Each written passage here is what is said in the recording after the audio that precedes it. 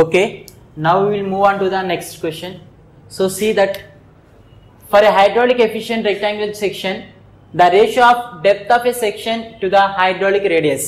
Okay, so this question also from the open channel topic, right?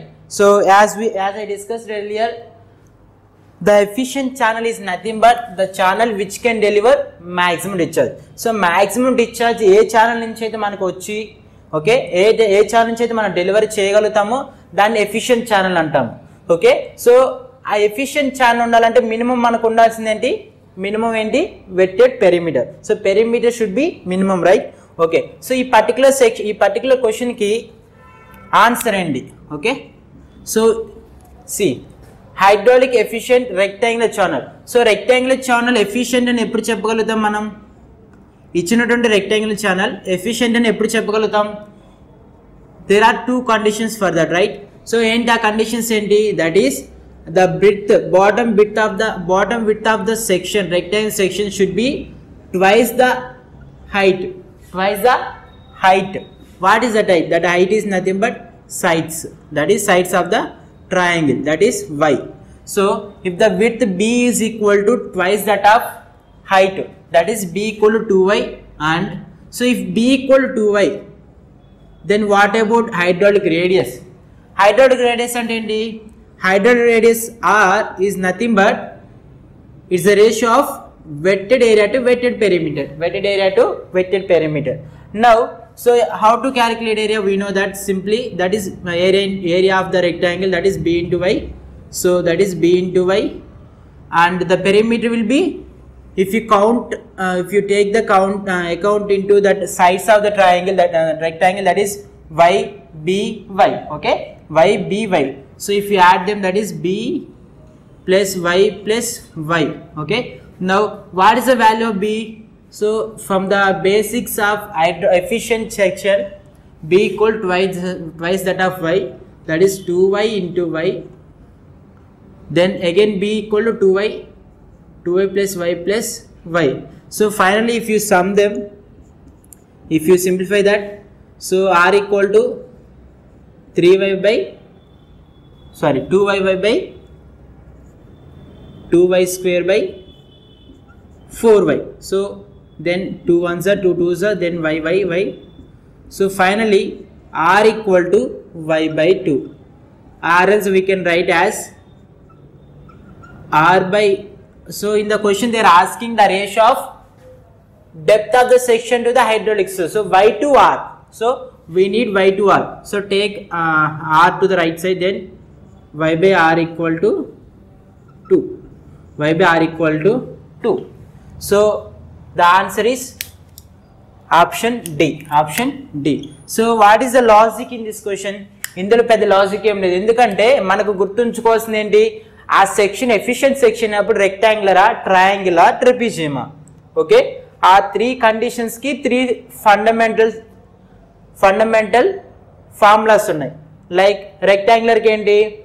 Rectangle కి వచ్చేసి b equal to 2y, మరి triangular కి side should be 1:1. So ఈ basics మనకు గుర్తుంటేనే ఈ problem చేయగలుగుతాం. సో ఆ బేసిక్ లేకుండా ఈ ప్రాబ్లం కంప్లీట్ చేయలేం. Okay, this is also an efficient rectangle channel. Now coming to the next question, 13th one. What is that? The rate of flow through a V notch varies as. So this is the V notch topic. If you have studied notches and wear, okay, so rectangular notch, V notch ki konni comparisons unnai, avuna? Enti V notch efficient a, rectangular notch efficient a? A notch efficient. So if you think in depth, మనకి మన ఛానల్లో లేదా మన open ఛానల్లో discharge అనేది చాలా తక్కువ ఉంది. ఏంటి? డిశ్చార్జ్ చాలా తక్కువగా ఉంది. ఓకే, డిశ్చార్జ్ తక్కువగా ఉన్నప్పుడు కూడా మనకి మెజర్ చేయడానికి ఎక్యురేట్గా పనిచేసే ఇన్స్ట్రుమెంట్ ఏంటి? ట్రయాంగులా రెక్టాంగులరా? ట్రయాంగిల్. ఎందుకు అంటే ఒకసారి ఈ సొల్యూషన్ చూడండి. So this the V, this the rectangular, right? That is the V and this is the rectangular section. So if the height of the head, nothing but head is 1 centimeter, for example head is 1 centimeter on triangular notch, and the same 1 centimeter is on rectangular notch also, that is here also head is again 1 centimeter, and let me know which notch gives maximum discharge? Which notch gives maximum discharge? Whether triangle or rectangle? Rectangle. That means for the low discharges, triangular notch is very accurate compared to rectangle notch. One more time repeating. For the measurement of low discharges, triangular notch is more accurate than rectangle notch. This question already asked in your TS ESET paper. TS same year 2021 only. Okay. So ఇది దీని నుంచి అడిగబోయే question. మరి ఇక్కడ మనం అడిగిన question ఏంటి? ఇక్కడ ఏ question అడిగాడు? Rate of flow through a V notch is varies as. So వాళ్ళు అడుగుతున్న క్వశ్చన్ ఏంటంటే డిశ్చార్జ్ అనేది ఇక్కడ ఇచ్చిన ఆప్షన్ ఏ ఆప్షన్కి ప్రపోర్షనల్గా ఉంటుంది అని అడుగుతున్నాడు. ఓకే చూద్దాం. So what is the discharge formula for V notch? Discharge formula for V notch, that is Q equal to 8/15 CD root 2G H power 5/2. If you carefully remember, this is the formula for V notch. So V notch formula ఇది. మరి మనం అడుగుతున్నది ఏంటి? Rate of flow, that is Q. So ఇందులో variable ఏందో చూద్దాం. ఈ whole equation variable ఏంటి? ఇది constant term, CD also constant, G also constant, then variable is H. So Q discharge అనేది పెరగాలన్నా లేదా తగ్గాలన్నా దేని మీద డిపెండ్ అయి ఉంటుంది? H మీద ఉంటుంది. Not simply H power 5/2, H power 5/2. That is the mistake we usually do. So to avoid and see that Q is directly proportional to H power 5/2. Q is directly proportional to H power 5/2. Now with this our question has completed. Answer is already there. What is the answer for this? The rate of flow through a V notch is varies as Q, that is H power 5/2. That is option D. Option D is the correct answer. Now if they are asking the same question for triangular notch, not triangle, for rectangular notch, for rectangular notch. What is the rectangular notch formula? So now our question already completed, but I am extending this solution, okay, for your understanding. Okay. Now if they are asking for rectangular notch, what is the discharge formula rectangular notch? 2/3. Sorry. 3/2 CD root 2G H power 3/2. 2/3. Sorry, this is 2/3. So this is 3/2. So what is the proportionality for the discharge in rectangular notch? That is Q directly proportional to H power 3/2. Q is directly proportional to H power 3/2. So this is for the rectangular notch. So in this way also they can ask. But ఒకవేళ question difficult ఇద్దాం అనుకున్నాడు, ఇంకొంచెం డెప్త్కి వెళ్ళి discuss చేద్దాం అనుకున్నాడు. Okay. So question యొక్క టఫ్నెస్ని పెంచాలనుకున్నాడు. మరి ఇదే టాపిక్ నుంచి క్వశ్చన్ ఎలా ఇవ్వచ్చు? ఇదే టాపిక్స్ నుంచి క్వశ్చన్ ఎలా ఇవ్వచ్చు? ఫర్ ఎగ్జాంపుల్ డిశ్చార్జ్ అనేది హెడ్, ఓకే, హెడ్ పవర్ 5/2కి డైరెక్ట్లీ ప్రొపోర్షనల్ ఉంది. అంటే డిశ్చార్జ్ పెరిగితే హెడ్ కూడా 5/2 టైమ్స్ పెరుగుద్ది. సో 2 డిశ్చార్జెస్ ఇచ్చి ఒక హెడ్ ఇచ్చి సెకండ్ హెడ్ ఫైండ్ అవుట్ చేయమనొచ్చు, లేదా 2 హెడ్స్ ఇచ్చి 1 డిశ్చార్జ్ ఇచ్చి next second discharge find out చేయమని. సో ఆ విధంగా కూడా క్వశ్చన్ అడగచ్చు. అలా అడిగినప్పుడు క్వశ్చన్ యొక్క స్ట్రెంత్ మారిపోద్ది. Okay.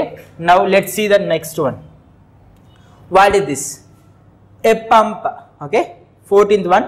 A pump is a device which converts. So pump ఏం చేస్తుంది? Basic question, right? సో మనకి ఖచ్చితంగా పంపు, మోటార్, టర్బైన్, ఓకే, వీటన్నిటి నుంచి ఏదో ఒక సింపుల్ క్వశ్చన్ అయితే ఖచ్చితంగా అడుగుతున్నాడు. తెలంగాణలో అడిగాడు, ఆంధ్రలో కూడా అడుగుతున్నాడు. ఓకే. సేమ్ ఇయర్లో సేమ్ పేపర్లో కూడా సేమ్ క్వశ్చన్ రిపీట్ అయింది, but reverse direction. Option question అయింది, క్వశ్చన్ ఆప్షన్ అయింది. Okay. So see a pump is a device which converts. Option A kinetic energy to mechanical energy, hydraulic energy to mechanical energy, mechanical energy to kinetic energy, or mechanical energy to hydraulic energy. Which is correct? Now will think. Okay. So మనం ఇప్పుడు hydraulics గురించి discuss చేస్తున్నాం కాబట్టి మనకి water source first. Okay. Water source ఇది.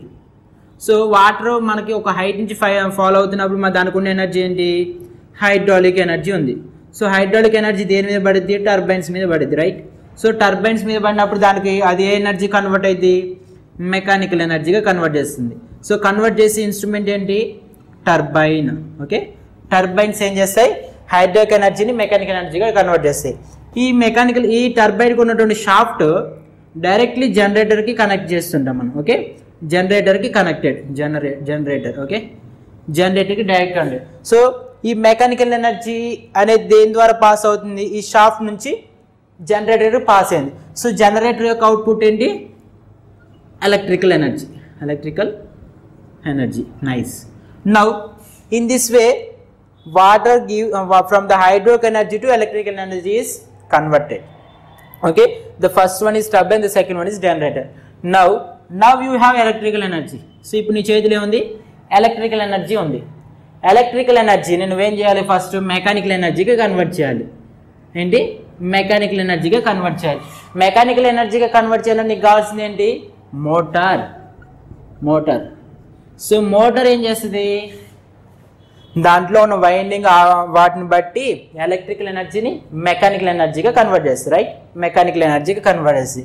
మరి ఇప్పుడు mechanical ఎనర్జీని మనం దేనికి యూజ్ చేస్తాం, సో మనకి mechanical energy different purpose use చేస్తాం. డ్రిల్లింగ్ చేయొచ్చు, బోరింగ్ కావచ్చు, వాటర్ని చాలా డెప్త్లో ఉన్న వాటర్ని పైకి తీసుకోవచ్చు, చాలా యూజెస్ ఉన్నాయి.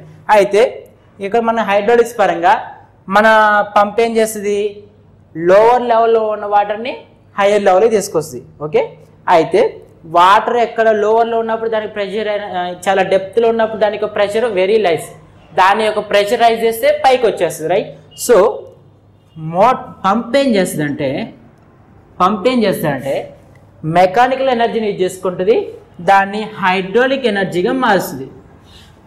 పంప్ ఏం చేస్తుంది, మెకానికల్ ఎనర్జీని యూజ్ చేసుకొని, దట్ ఈస్ రెసిప్రోకేటింగ్ పంప్. ఒకవేళ మీకు ఐడియా ఉంటే రెసిప్రోకేటింగ్ పంప్ ఎలా ఉంటుంది, సో అది క్రాంక్ చుట్టూ తిరుగుతున్నప్పుడు ఆ పిస్టన్ ఫ్రమ్ టూ వర్డ్స్ అట్లా తిరుగుతున్నప్పుడు ఒక సైడ్ వ్యాక్యూమ్, ఒక సైడ్ వాటర్ అలా క్రియేట్ అవుతుంటుంది. ఆ రీజన్ ఏంటి, ఆ మెకానికల్ పవర్ బట్టి అక్కడ నెగిటివ్ ప్రెషర్ క్రియేట్ చేసి వాటర్ని సక్ చేస్తుంది. సో వాటర్కి ప్రెషర్ అందిస్తుంది, అదే hydraulic energy. So what pump will convert mechanical energy to hydraulic energy. So 14th క్వశ్చన్కి ఏ option correct, option D is correct. That is mechanical energy to hydraulic energy. Okay, very careful this diagram itself. ఒకవేళ ఈ diagram energy conversion గురించి అడగాలంటే ఈ 2 డయాగ్రామ్స్లోనే ఉంది topic మొత్తం. Okay, ఇది కరెక్ట్ గుర్తుపెట్టుకుని క్లారిటీ వచ్చేస్తుంది. Next, what is the final question, that is a Pelton wheel is a ideally suited for. So Pelton wheel turbine is there. Okay, Pelton wheel turbine అనేది a situation మనకి use అయింది. Okay, so high head high discharge, high head low discharge, low head low discharge, low head high discharge. So the answer for this is high head low discharge. మనం ఇది గుర్తుపెట్టుకోవాల్సింది. దీని నుంచి మన formulas నుంచి కానీ దేని నుంచి కానీ రాబట్టేది లేదు. టర్బైన్స్ నుంచి ఖచ్చితంగా థియరీ అడుగుతాడు కాబట్టి ఖచ్చితంగా థియరీ మీరు బాగా ఖచ్చితంగా గుర్తుపెట్టుకోవాలి, అప్పుడే అవుట్ ఆఫ్ వస్తాయి క్వశ్చన్ ఆన్సర్స్ మనకి మార్క్స్. దెన్ ఇంకొక క్వశ్చన్, పెల్టాన్ విన్ టర్బైన్ అయితే high head low discharge situation మనం యూజ్ చేస్తాం. మరి కెప్లాన్ టర్బైన్ ఎప్పుడు యూజ్ చేస్తాము, మనకి లో హెడ్ ఉంది కానీ high discharge. Okay, low head కానీ హై డిశ్చార్జ్ అవైలబిలిటీ ఉన్నప్పుడు మనం కెప్లాన్ టర్బైన్ యూజ్ చేస్తాం. Okay, these 2 are important.